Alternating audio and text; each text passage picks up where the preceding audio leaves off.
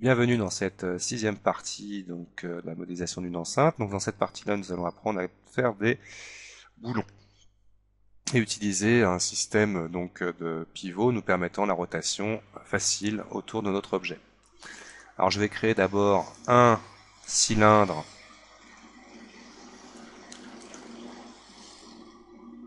J'attends que la grosse moto passe en enlevant l'option lissage et en mettant 6 côtés. Je vais le créer grâce à la grille automatique et le positionner correctement ensuite à 0 en X. Et après, je vais venir le positionner. Alors attention, désactiver l'aide à l'accrochage quand vous n'en avez plus besoin. Voilà, un coup de Z dessus et venir le positionner correctement en Y.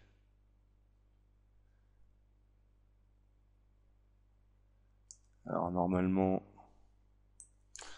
26 devrait être parfait, mais là on voit qu'il y a... Oui, c'était 1,2, donc c'est 26, on pourrait dire 2.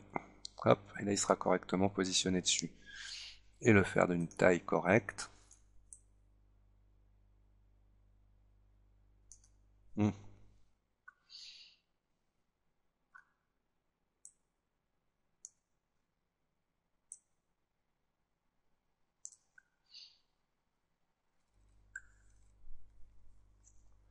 Donc voilà mon boulon. Alors on va pas faire un boulon très complexe. Je vais créer maintenant ensuite une sphère en mettant 0,5 en hémisphère et juste 16 en segments. Ça sert à rien d'avoir trop de segments parce que ça va être tout petit. Grâce à la grille automatique, la construire plus ou moins au centre de mon boulon et utiliser l'outil aligner pour utiliser uniquement X, Z et pas Y.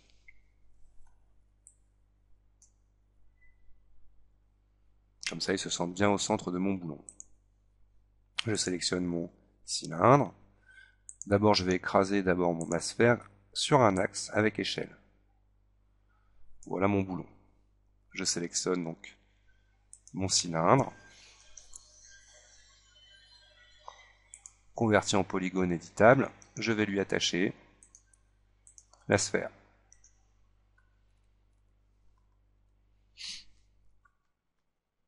Alors là, on voit qu'il sort un petit peu. Toc. On dirait aussi qu'il y a un problème au niveau du lissage. Je vais sélectionner l'élément. Revenons en arrière. On voit qu'il y a eu un petit souci quand je l'ai converti en polygone éditable.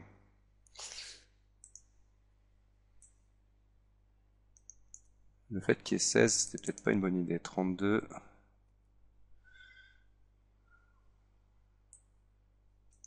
Ouais, c'est juste un problème d'ombre là dans la fenêtre.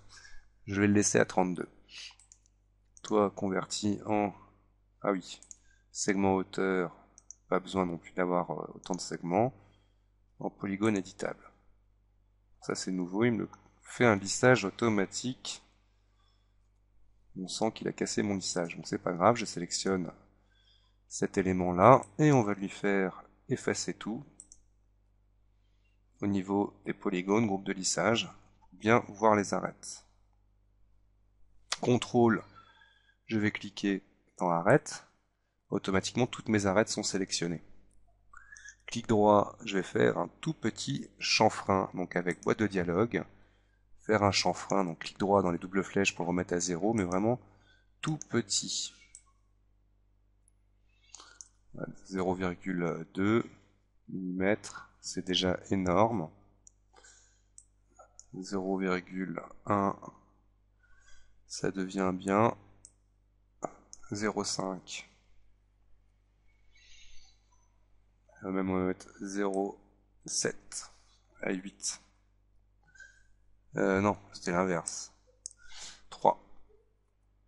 Voilà. Ok, je valide. Pour donner un petit peu de reflet aux arêtes de mes boulons. Et là, j'y attache. Alors avant d'attacher, si, allez hop, j'attache directement. Pas d'importance. Voilà mon boulon de créer. On va lui mettre la première partie donc en sous-objet élément avec un polygone idée de matériau à 1. Je vais sélectionner mon hémisphère écrasé et lui mettre 2 dans les matériaux. Comme ça, on pourra mettre une couleur comme un cache-écrou différente à mon boulon. Je vais maintenant lier ce boulon-là en cliquant dans la boîte sélectionnée par nom, la membrane, la première membrane. C'est une autre façon d'utiliser donc la fonction sélection. Liaison. Avant de le dupliquer, je vais lui créer son matériel. Donc là, étant donné que j'ai deux matériaux, je vais d'abord créer un matériel standard multi sous-objet. Double-clic dedans. Je n'ai besoin que de deux matériaux. Alors on va imaginer que le blanc pour la sphère de mon bois sera parfait. Et le chrome de mon contour, est-ce que ça va être bien? On va lui créer un nouveau chrome. Hop, matériel, mental ray, Arch Design. Je range un peu tout ça. Voilà. Celui-ci, donc on va lui mettre un chrome avec beaucoup de lustre et une couleur, une grille très foncée. Et appliquer donc ce matériel à mon boulon. Ah, j'ai pas appliqué le bon, je vais appliquer la grille. Voilà. Donc forcément, le 2 va sur la sphère et le 1 sur le boulon. Alors maintenant, pour utiliser le clonage facilement, je sélectionne mon boulon et je vais chercher le troisième pivot, le pivot choisi. Et je vais choisir le parent comme univers. Rotation. Donc là, il faut que je l'applique bien évidemment à rotation pour l'utiliser. Et grâce à la bascule d'accrochage à l'angle, je vais tourner de 40 degrés. On va se le faire comme ça, 45 même. Et en mettre 7.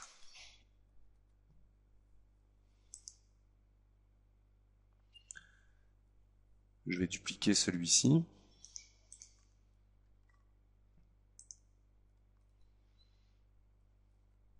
Ah, avant de faire ça,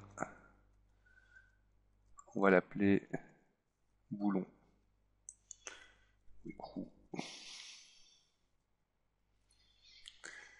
Voilà, je le sélectionne, rotation, Shift, je clique bien sur le cercle de Y, et je le mets 45 degrés en le copiant 7 fois.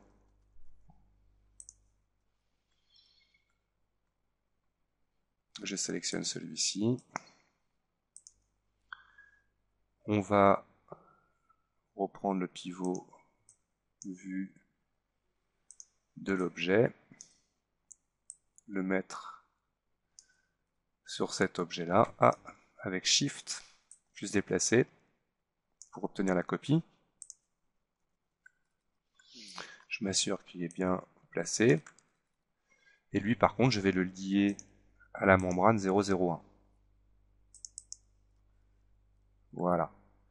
Comme ça, grâce à la rotation du parent en mode pivot choisi, Shift plus déplacer, pareil, de 45, cette fois,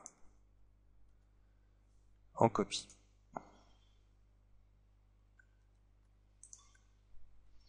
Nous avons facilement, donc comme ça, rajouté un petit détail de boulon à notre enceinte.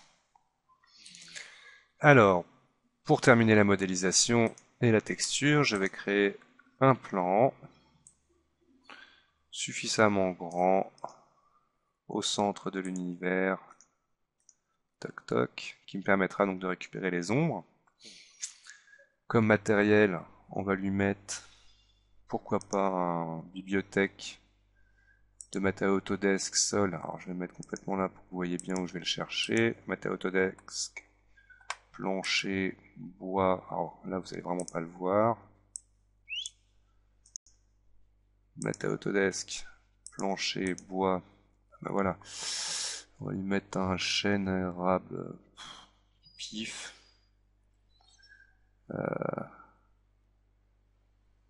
Je veux pas quelque chose de toute façon qui est de reflet, donc érable argenté naturel.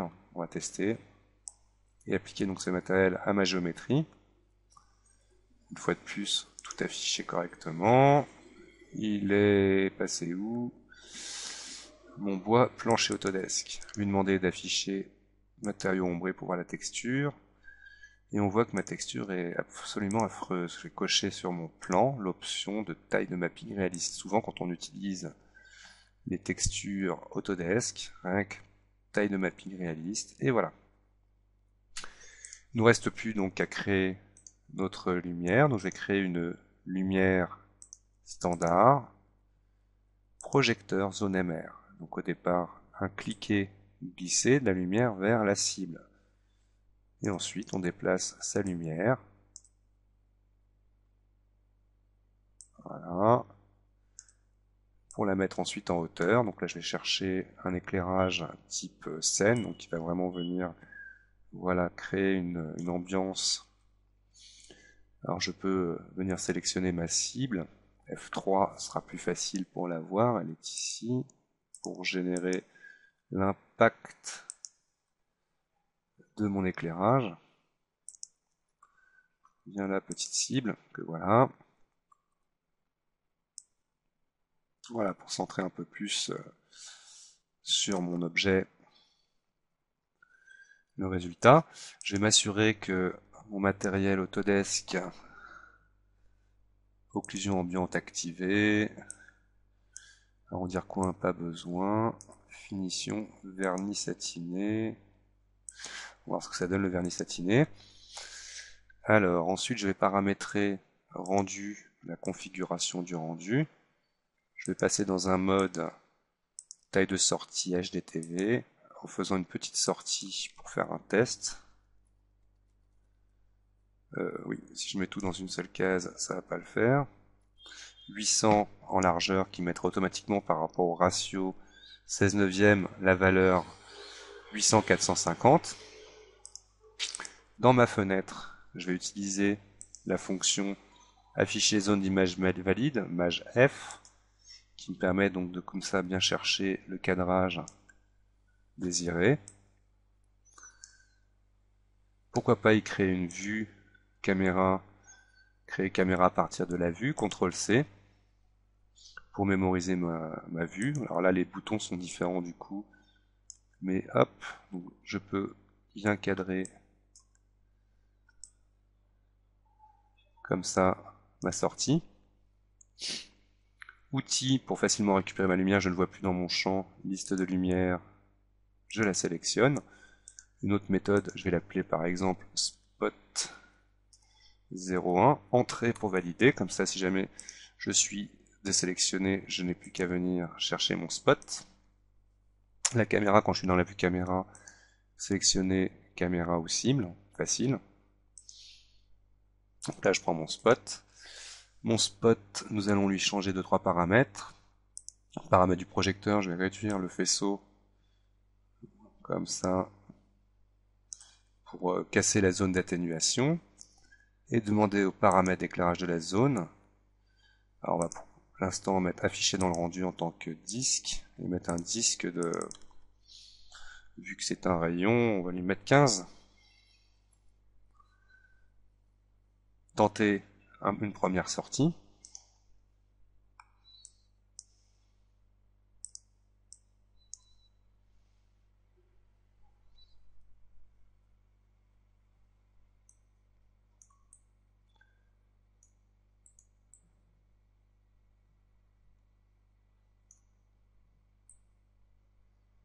Comme ça, c'est super, on voit plus du tout.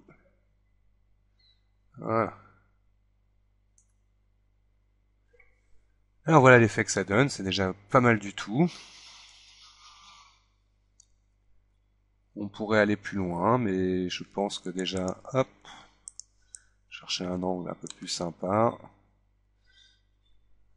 Par exemple, côté comme ça un peu scénique. Alors vous voyez, quand on utilise les outils d'orbite avec l'accrochage à l'angle, c'est pas évident, donc n'oubliez pas de le déclencher si vous n'en avez pas besoin. Rajouter un peu de perspective.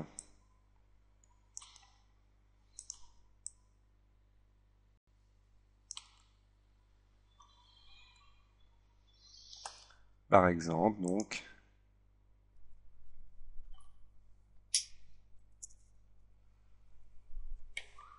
Alors on pourrait dire que l'ombre est peut-être un peu trop noire à cet endroit-là. Spot, paramètres de l'ombre. On va les laisser légèrement clairs.